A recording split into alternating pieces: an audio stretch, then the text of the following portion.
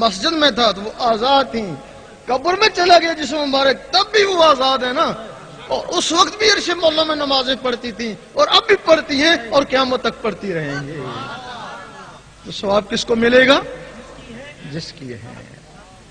نعرہ تکبیر، نعرہ رسالت، تیرا شاہی میرا شاہی۔ اللہ تعالیٰ کے 99 نام ہیں، ایک ذاتی ہے، 98 صفاتی ہے۔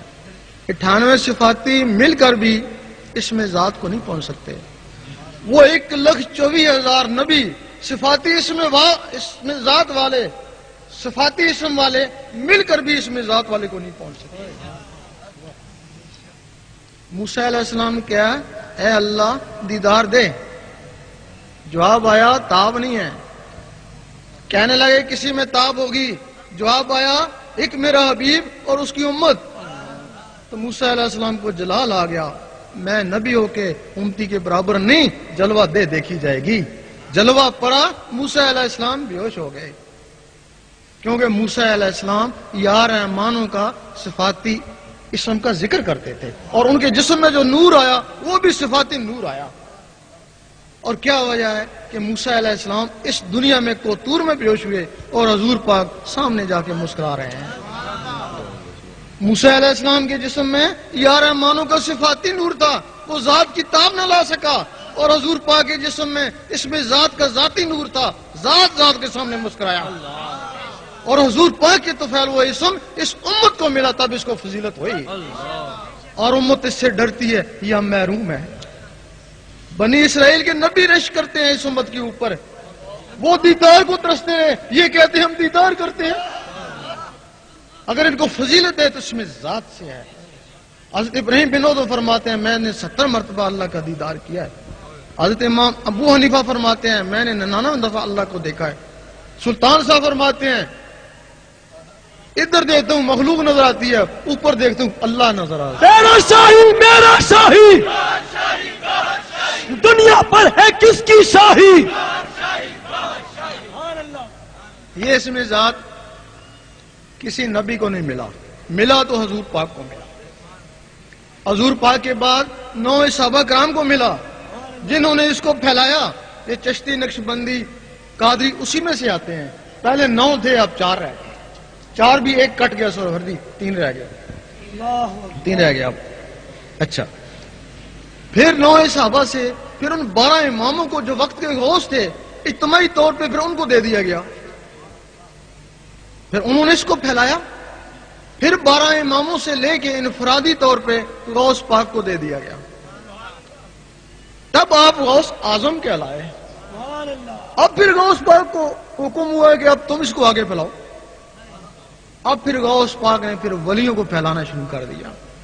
اب جو اس میں ذات غوث پاک کے پاس ہے، آپ کو کہیں سے بھی حاصل ہو جائے سمجھیں کہ آپ غوث پاک سے ہی آپ کو اس میں ذات حاصل ہوا ہے۔ سبحان اللہ۔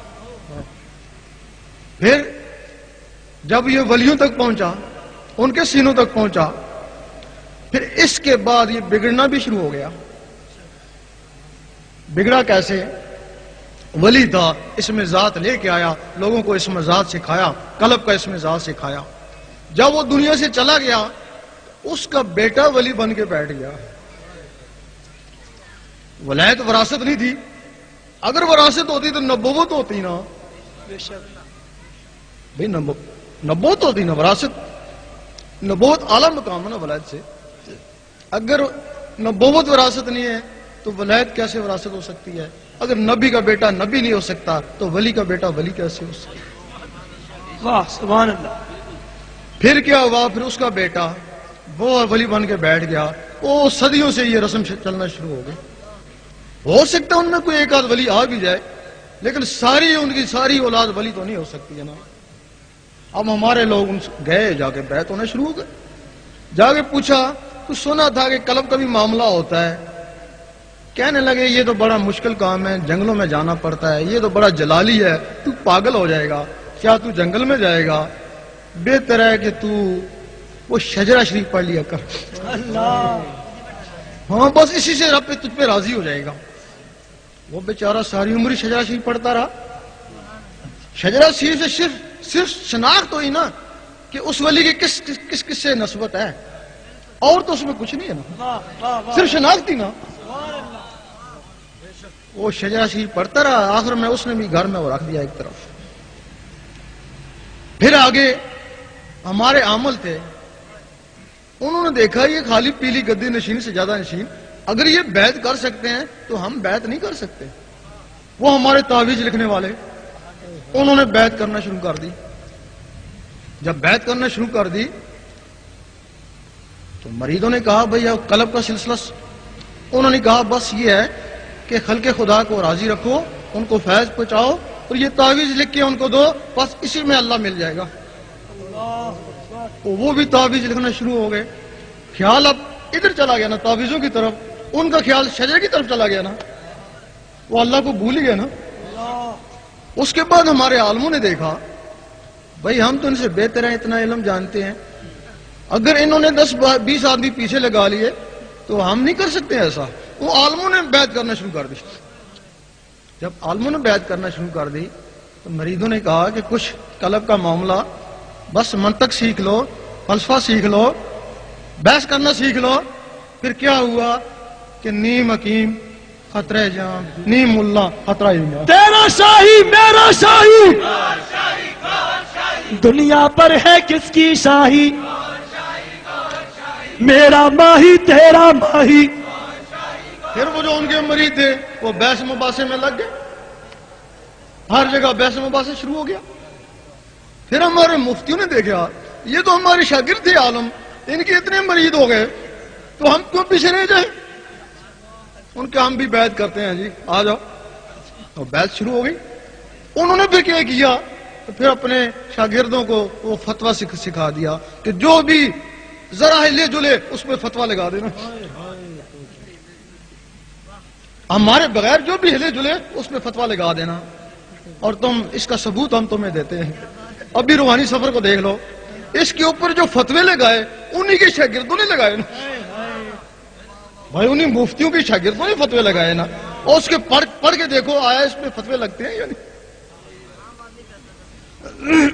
لبیک لبیک الجہاد الجہاد الجہاد الجہاد.